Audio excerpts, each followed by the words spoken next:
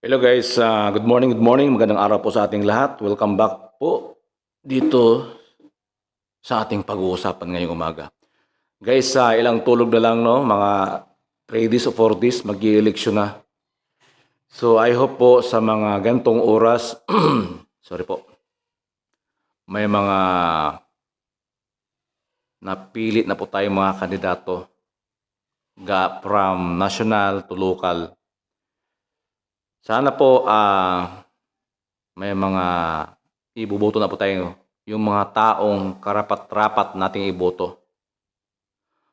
Iboboto po natin yung mga taong tapat at hindi mga trapo at sinungaling, no? Katulad diyan sa Senado na pabalik-balik na lang diyan, no? Example, bibigyan ko ng comparison. Philip Salvador, Lito Lapid. Sino ang iboboto nyo? Kung ako sa inyo, bumoto kayo ng bago. Eto pa, huwag kayong bumoto ng napupugihan kayo. May pogi dyan eh. Pabalik-balik naman dyan sa Senado. Walang ginawa, nagpapapogi lang. Pogi-pogi. Minsan siga-siga. Alam naman natin may mga kaso pa yan sa graft and corruption. So guys, kunting pakiusap lang po. Bumoto po tayong tama at bantayan po natin ang ating mga boto. Mag-observe po tayo sa paligid. Baka magkaroon ng malawakang pandaraya, no? Bumoto po tayo ng tama, yung mga kandidatong karapat-dapat nating iboto. Simula ngayon, I'm sure ngayon may mga tanggap na kayo dyan. Iba't ibang klaseng ayuda. Nasa inyo yan. Bumoto po tayo ng tama para sa kinabukasan ng ating bayan at para sa kinabukasan ng ating mga anak at sa susunod pa na mga henerasyon. Tandaan po natin guys, ang boto po natin, sagrado yan.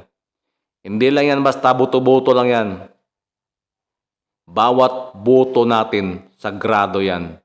Diyan nakasalalay ang ating kinabukasan ng ating bayan, ang kinabukasan ng ating mga anak, at kinabukasan sa susunod pang mga henerasyon. Kaya, bumoto po tayo ng tama. Tama at tapat. Sana po, kung ako sa inyo, bumoto kayo ng mga bagong kandidato. Baka magkaroon pa ng mga pagbabago ang ating bansang Pilipinas. Hindi ba kayo nagsawa? Hanggang ngayon, kulilat pa rin tayo sa ibang bansa dahil sa sistema ng ating politika. Nangunguna dyan ang unang problema, ang korupsyon.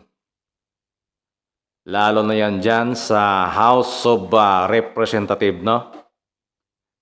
Alam naman natin yung mga last hearing, halos zero budget na yung PhilHealth dahil napunta dyan lahat sa ayuda.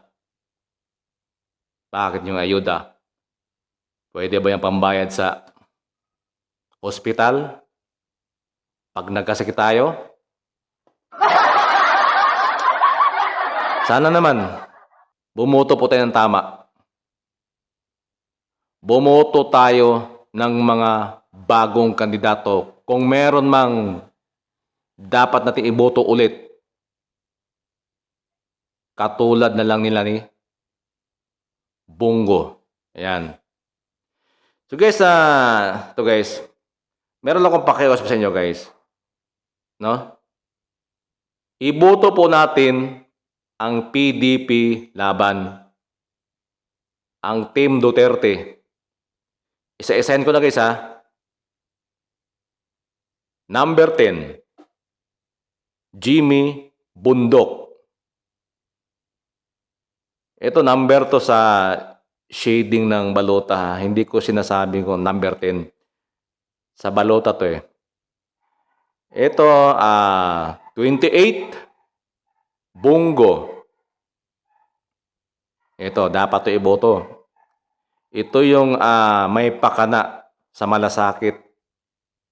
Tandaan po natin sa mga public hospital. Pag lumapit ka sa malasakit, zero billing ka. Ito si Bungo. At saka, kung iboto yung si Bungo, number 1 si Bungo ngayon eh. Kung iboboto nyo si Bungo sa darating na eleksyon, May 12, 2025, iboto nyo na rin lahat ng mga kandidato sa PDP laban. Next guys, number 34, Attorney Raul Lambino. Number 53, Apollo Kibuloy. Number 58, Philip Salvador.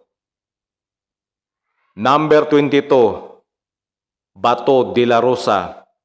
Number 30, Attorney J.V. Hinlo. Number 38, Attorney Rodante Marcolita. Number 56, Attorney Vic Rodriguez. Panghuli, Dr. Marites Mata. Napansin nyo guys, dalawa lang yung ito si Bongo at saka si Bato de la Rosa. Ito guys, tested na to guys. Kaya iboto natin sila ulit. Ito si Bongo at si Bato de la Rosa. And the rest guys, bumoto tayo ng bago.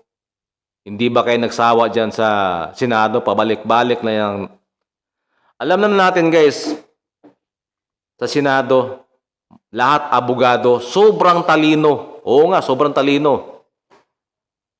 Lalo sa Congress, mga abogado niyan. Pero bakit yung mga abogado ba, yung sobrang talino, yun ang magaling magnakaw?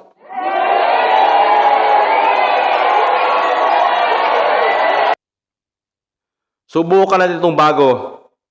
So, Jimmy Bundok, Attorney Raul Lambino, Apollo Kibuloy, ito, Philip Salvador ha. Action star to. Sana, idol kita, action star eh. Pagdating dyan sa Senado, dapat action ka rin. Ito si Dr. Marites Mata, mabait na tao to, taga Davao to. Ito, Vic Rodriguez, may paninindigan. Si Rodante Marcolita, ito, pinaglalaban natin yung PhilHealth. Attorney J.B. Hinlo, yan. Bumuto po tayo ng mga bagong kandidato. Huwag nating iboto yung mga pabalik-balik yung sobrang talino na nandyan sa Senado at sa Congress. Sobrang magaling, sobrang talino, lahat abogado. Matalino nga, ang galing magnakaw. So guys, hanggang dito lang ating video ngayon guys. Maraming salamat sa lahat ng nanonood. Siyempre, paki-follow or tawag ito. Kayo nang bahala. Maraming salamat, ingat-ingat po tayong lahat and God bless us all.